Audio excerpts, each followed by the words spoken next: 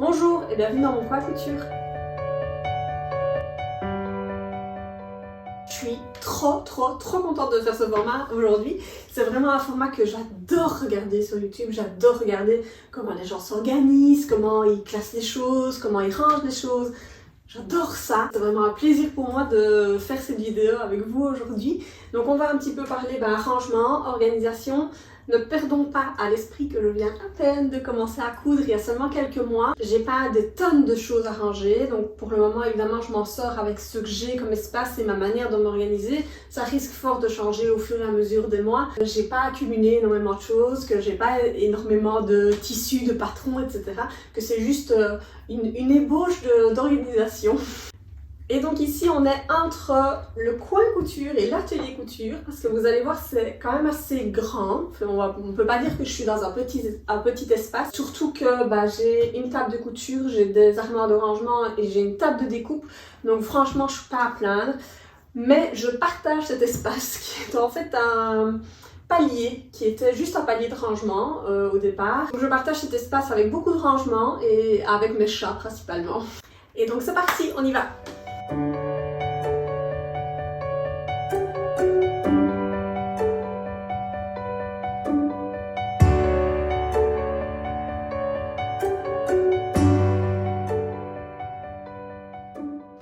Je vous propose de commencer par le commencement et donc de commencer par l'endroit où la plupart des choses se passent, donc sur ma table de couture. Vous allez voir, c'est ici que j'ai ma machine à coudre, c'est ici que j'ai la plupart des outils de couture que j'utilise, mes fils, etc.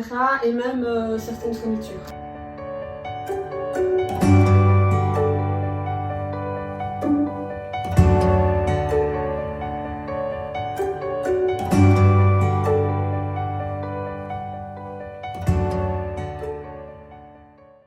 Je commence par vous présenter la maîtresse des lieux, qui n'est pas du tout moi, mais qui est ma machine à coudre, que j'ai envie d'appeler la grosse Bertha parce qu'elle pèse 3 tonnes. Elle n'est pas de toute jeunesse. Donc c'est une Bernina 1008, c'est une machine à coudre qui est mécanique. Moi j'ai encore jamais cousu avec des machines électroniques. Cependant, franchement, j'ai rien à dire, elle est hyper simple d'utilisation, elle passe les épaisseurs sans aucun problème, elle gère les tissus très fins aussi, j'ai jamais eu de soucis. Elle est hyper vieille parce qu'en fait c'est un prêt, c'était la machine de la grand-mère de l'homme de la maison. Franchement elle a plus de 30 ans et elle fonctionne super bien, vraiment j'ai rien à dire. Maintenant c'est un prêt, c'est pas la mienne, mais elle est vraiment super chouette et quand on débute, on n'a pas besoin de grand chose de plus en réalité. Juste à côté de ma machine à coudre, j'ai ce panneau qui vient de chez Ikea. Il y a un panneau donc perforé sur lequel j'ai rajouté des petits éléments comme par exemple ce petit crochet qui viennent aussi de chez Ikea. Sincèrement c'est vraiment hyper pratique. On peut le réagencer à volonté en fonction des besoins, donc vraiment je trouve ça super bien. Donc comme vous voyez, moi j'ai mis mes paires de ciseaux ici, j'ai mes aiguilles dans cette petite boîte que j'ai achetée chez Action mais il y a vraiment très longtemps. Donc j'ai mes mètres rubans ici, j'ai de la faux filure que j'utilise quand même assez régulièrement. Donc j'ai une grande paire de ciseaux de tailleur, j'en ai 2 petits comme ça parce qu'en fait les premiers que j'avais j'ai coupé sans faire exprès dans une aiguille dedans et donc du coup ils sont abîmés et ils abîment le tissu, donc j'en ai racheté une autre paire. J'ai des bêtes ciseaux pour couper le papier. Et j'ai des petits ciseaux à broder, j'ai toujours rêvé d'avoir ça, c'est voilà. Et donc j'ai des petits ciseaux à broder, que je m'en sers vraiment tout le temps en réalité, donc je ne regrette pas du tout de les avoir achetés. J'ai ce petit pot avec dedans tout ce qui sert à marquer. En fait, il y a des gros crayons, vous voyez, pour modifier les patrons, il y a un stylo friction, il y a une petite roulette. Il y a un petit outil pour retourner, faire les retours de tissu. Il y a du savon, il y a des crêpes tailleurs. Enfin voilà, vraiment tout ce qui sert à marquer, c'est dans ce petit pot ici. Ensuite, comme vous pouvez le voir, il y a mes bobines de fil ici. Donc là, c'est là que vous comprenez que je ne coupe pas depuis si longtemps parce que je n'en ai pas beaucoup. Et alors ici, ce que j'ai fait pour pouvoir les accrocher comme ça, c'est que j'ai utilisé du fil de fer. Donc en fait, j'ai coupé des morceaux de fil de fer comme ça, tout simplement.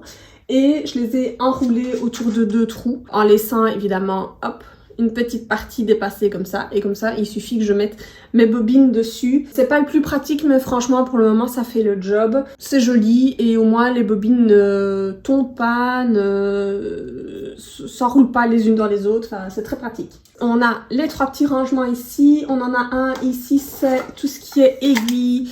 Aiguille à main, aiguille à machine, épingle, enfin vraiment, voilà. Tout ce qui sert à... tout ce qui est pointu en réalité. Quand j'utilise une aiguille mais que je ne l'utilise qu'une fois ou deux, je mets un petit autocollant autour et alors j'écris la taille de l'aiguille et le nombre de fois où je l'ai utilisée. Ici j'avais utilisé une aiguille un peu plus épaisse pour coudre mon tissu en coton vert. Si vous l'avez pas vu, je vous laisse la vidéo dans mon petit i de mon haul tissu. Le tissu étant vraiment assez épais, j'avais pris une aiguille un peu plus épaisse. Et donc pour ne pas l'acheter et ne pas non plus la ranger simplement avec les autres aiguilles et puis ne plus savoir si je l'ai utilisé une fois ou 5 fois, je laisse simplement un petit morceau de papier collant sur lequel j'ai écrit les informations utiles dessus. Voilà. Dans mon deuxième petit pot ici, j'ai juste des canettes. Ça c'est vraiment pas optimal parce que bah elles se défont, les fils s'en mêlent, enfin franchement c'est pas optimal mais pour le moment c'est la solution que j'ai. Dans mon troisième petit pot ici, j'ai mon super découvite qui n'est jamais très loin. Une gomme, un taille-crayon, du papier collant et un mètre. Ce petit outil que j'ai depuis un millénaire, je crois que c'est pour mettre des pressions. Je crois, j'ai dû l'utiliser une fois dans ma vie, mais je l'ai. Et j'ai aussi ici en dessous, hop, un petit appareil pour faire du biais que j'ai aussi acheté. Pour celles qui ne savent pas, j'ai fait un petit peu des cours de couture. Je l'avais acheté pendant que je faisais mes cours de couture, mais je ne l'ai pas beaucoup utilisé non plus. On a ici, hop, ma petite boîte trop mignonne que j'aime trop, que j'ai acheté chez Action aussi, avec mes fils à broder. Un amas de fils à broder en réalité. Parce qu'évidemment, comme toute couturière qui se respecte, j'ai voulu faire de la broderie à un moment donné. Je m'y suis pas tenue du tout. J'ai fait quelques petits pois de couture. Ça ressemble à ça, voilà. Je me suis pas vraiment très fort appliquée pour les faire. En réalité, je les utilise surtout pour maintenir mes patrons quand je les dessine. Et alors, je les ai remplis simplement avec du sable de décoration qu'on met souvent dans des vases ou pour des bougies, etc. Ça pèse assez lourd et franchement, ça fonctionne pas mal. Je ne voulais pas particulièrement joli, j'en ai pas fait des tonnes non plus, j'en ai 4 ou 5 et ça fonctionne très bien pour le moment. Et enfin, la dernière chose, c'est ce gros pot-là, qui est donc un pot rempli de marqueurs, etc. parce que j'adore les couleurs et j'adore les marqueurs et donc du coup voilà, j'en ai plein. Et ce pot là c'est un pot qui était en fait une énorme bougie qu'il y a chez Action aussi. Et la dernière chose que je planque ici en dessous parce que je trouve ça vraiment moche mais c'est tellement pratique, j'ai acheté cette règle là, toujours chez Action. Je voulais pas faire la promotion d'Action, mais il y a plein de trucs vraiment pratiques chez eux. Donc c'est une règle qui fait 50 cm et en fait ce qui est vraiment pas pratique c'est cette poignée ici au milieu parce que ça permet vraiment de bien maintenir la règle et ça permet de plus facilement la déplacer, etc. Donc sincèrement je l'utilise tout le temps.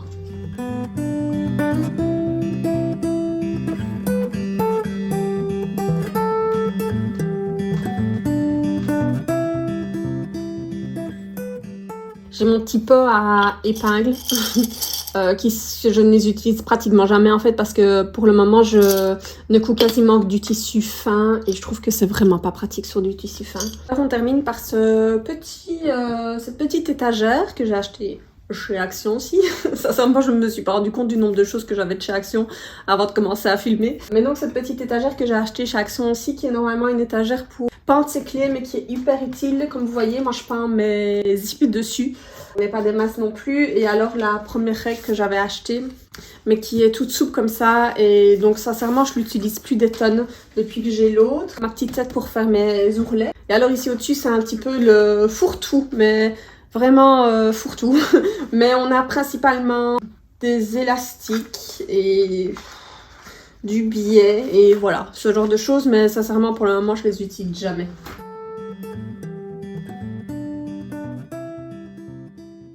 Ce petit panneau qui est un panneau en aluminium en fait sur lequel je suis venue mettre des aimants tout simplement. Alors en fait c'est du papier collant aimant qui vient de chez Emma. J'ai simplement collé 2 morceaux d'autocollant l'un à l'autre et donc ça fait un aimant. Et donc sur ce panneau, je mets les morceaux de tissu que j'ai, que je n'ai pas encore cousu et des patrons qui m'intéressent ou que j'aimerais bien coudre ou qui sont déjà parfois associés à certains tissus. Et alors j'ai ce petit aide-mémoire absolument indispensable pour moi, pour me rappeler d'où est le droit fil, pour ne pas faire de bêtises quand je coupe mon tissu.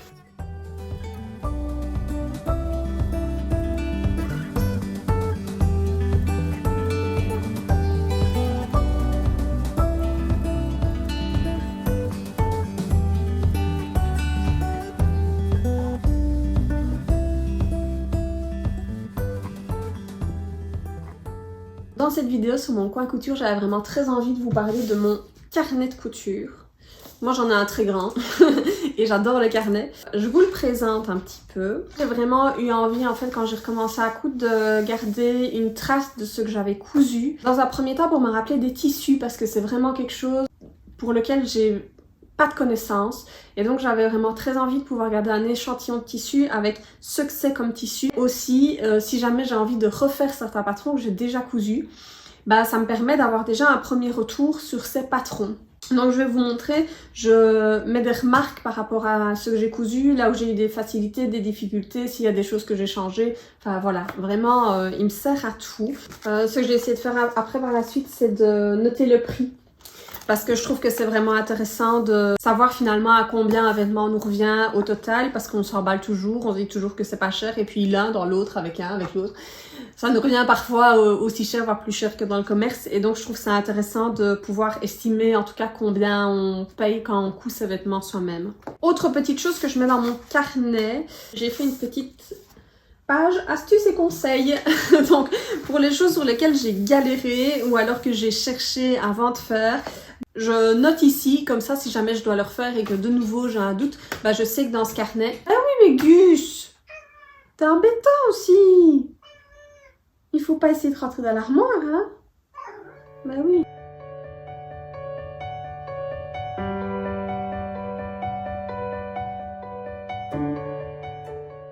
Partie suivante dans mon atelier, c'est les armoires de rangement. Ça va là. Donc je vais vous montrer comment je me suis organisée dans ces armoires.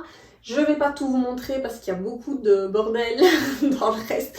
J'ai vraiment entassé les choses pour pouvoir réussir à me faire de la place pour mes trucs de couture. En gros, pour faire le trou du propriétaire de manière globale, nous avons ici mes chutes de tissu, mes boutons, mes tissus, tout ce qui est utile pour coudre, ici mes patrons et mes livres de couture. Et c'est tout. Donc je commence à l'étage de mes patrons et de mes livres de couture. Si vous avez la farde, donc j'ai fait quelques cours de couture. C'était il y a de très nombreuses années et à part les vêtements que j'ai cousus au cours de couture, j'ai quasiment rien cousu. Tout ce qui est technique, je jette souvent un œil d'abord là-dessus. Alors ensuite on a l'utilisation de ma machine, quelques magazines de couture à Vogue qui n'a rien à faire là, et donc quelques livres de couture et donc mes patrons. J'ai envie que ce soit rangé joliment et bien présenté, donc j'ai piqué l'idée chez Raphaël Desviennes de les ranger dans ces petites chemises qui viennent de chez Emma. Pour ce que je fais, c'est que je redécalque le dessin technique parce qu'en fait moi j'ai pas d'imprimante, j'ai mon patron et mes calques à l'intérieur et donc j'ai un petit code couleur ici sur le côté. Je l'ai noté dans mon carnet. Et donc ce petit code couleur me permet vraiment, quand j'ai envie de retrouver un patron, bah, de le retrouver beaucoup plus facilement. Et je suis vraiment hyper contente de ces pochettes et de ma manière de m'organiser. Pour le moment c'est très bien, mais comme je vous le disais en début de vidéo, j'ai pas beaucoup de patrons pour le moment, donc c'est pas très compliqué. On verra sur la durée pour voir si c'est quelque chose qui est viable ou pas. Alors l'étage du dessus, donc d'abord on a cette grosse caisse-ci qui est une caisse qui vient de chez Ikea. Je vous montre. C'est un temps bordel par contre. Et qui contient plein de choses.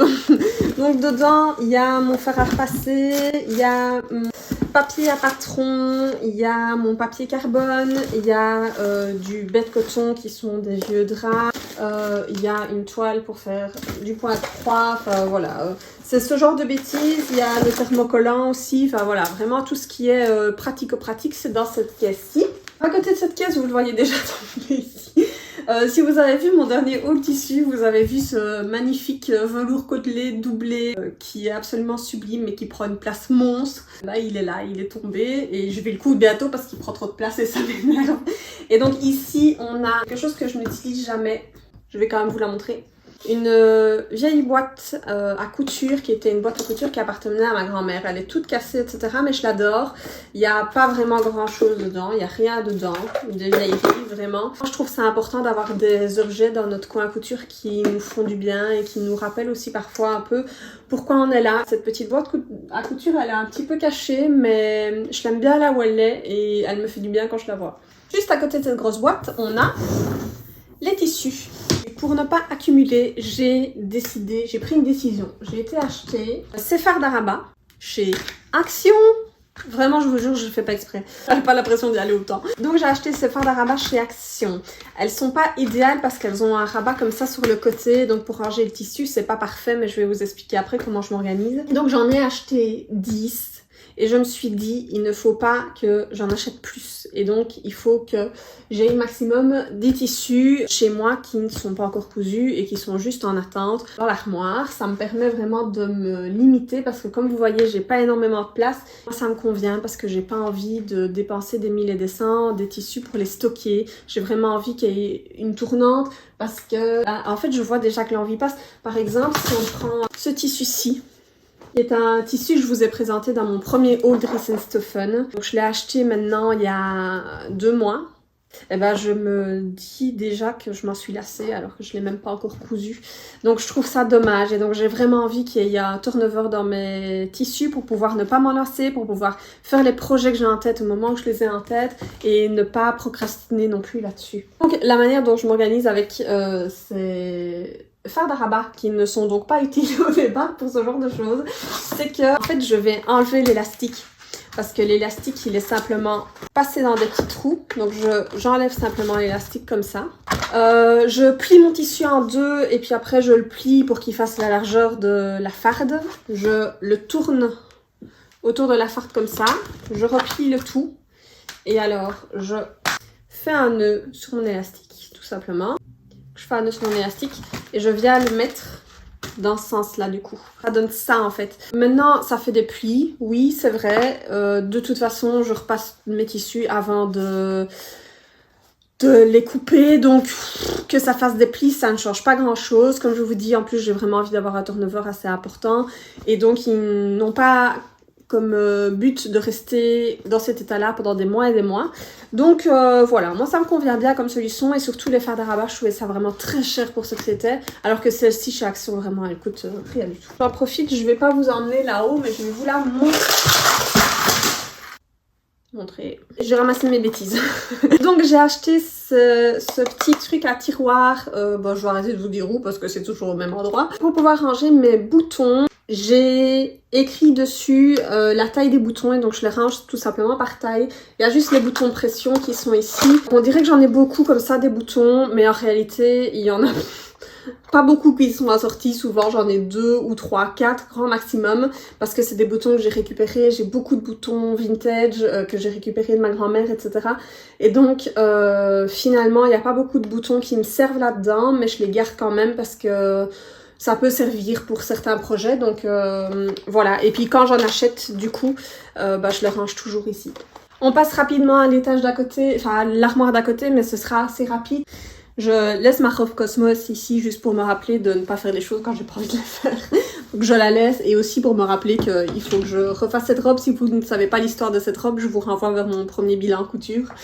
Alors ici on a hop, mes chutes de tissu. Au-dessus de mes chutes de tissu, nous avons ce coussin qui est une broderie que j'ai commencé il y a 3 ans, j'allais dire, mais je crois que ça fait plus que ça. Et que je ne termine pas. Ça me prendra un jour, à un moment donné. Donc sinon, j'ai vraiment mes chutes de tissu ici. J'essaye de ranger joliment pour avoir envie de les utiliser. Maintenant, c'est vraiment quelque chose avec lequel j'ai du mal. Parce que je suis pas fan des petits projets. J'aime pas faire des trousses, des coussins, des chouchous, ça m'ennuie très vite, très fort. Mais au moins ils sont là, ils sont bien rangés et je sais que si j'ai besoin d'un petit bout de tissu, au moins c'est là. Je sais que si j'ai besoin de faire du biais aussi, bah j'ai la possibilité d'en faire avec les tissus qui sont là. J'ai juste trois autres chutes qui sont ici et qui sont des chutes un petit peu plus importantes en fait. Donc je les ai rangées comme mes autres tissus parce que ils peuvent vraiment faire un projet vêtements à part entière. Dernière partie de mon atelier, de mon coin, de là où je couds, c'est ma table de découpe. Alors je sais pas si vous allez le voir mais elle est hyper abîmée. C'est aussi une table que j'ai récupérée qui appartenait à la famille de l'homme de la maison. Mais vraiment elle est super chouette. Alors elle est un peu courte. Mais j'ai trouvé une astuce et donc je vais vous mettre une photo de ce que je fais quand j'ai besoin de plus de longueur. Donc c'est une des raisons pour lesquelles il n'y a pas grand chose sur ma table de couture, il y a juste en fait ma machine à coudre et une lampe parce que je récupère le plateau de ma table pour venir le poser ici sur ma table à repasser pour allonger ma table de découpe. Ça fait beaucoup de table tout ça. Et donc l'un dans l'autre, j'arrive à avoir quelque chose d'assez long. Donc ça c'est vraiment chouette. J'aimerais bien à terme acheter des tapis de découpe ou un tapis de découpe assez grand que pour recouvrir ici toute la table. Parce qu'en fait avec les marques qu'il y a dedans, parfois pour décalquer le patron ou même pour couper mes tissus, bah, mes ciseaux butent un peu dans les fissures de la table. Donc ça c'est pas idéal mais sincèrement je vais pas me plaindre, j'ai déjà la chance de ne pas avoir à couper par terre. Et donc voilà, c'est la fin de cette vidéo, j'ai l'impression que ça a duré 1000 ans, donc j'espère que ça n'a pas été trop long. Moi c'est quelque chose que j'adore et donc du coup je crois que je parle beaucoup quand ça concerne ce genre de choses. J'espère que ça vous aura plu en tout cas. Moi j'ai adoré vous partager mon coin à couture. En plus, il est fort probable que ça change et que ça bouge au fur et à mesure du temps parce que j'ai la bougeotte et que j'adore changer toutes les pièces de ma maison tout le temps, même si ça rend l'homme un petit peu nerveux. On se retrouve la semaine prochaine, ça c'est une certitude. J'adore faire ces vidéos et j'adore voir que vous êtes de plus en plus nombreux. Donc n'hésitez pas à aller voir les autres vidéos si ça vous a plu. N'oubliez pas de vous abonner parce que vous êtes plein à regarder les vidéos sans vous abonner. Donc n'oubliez pas de vous abonner et laissez un petit like en dessous et on se retrouve bientôt. Ciao!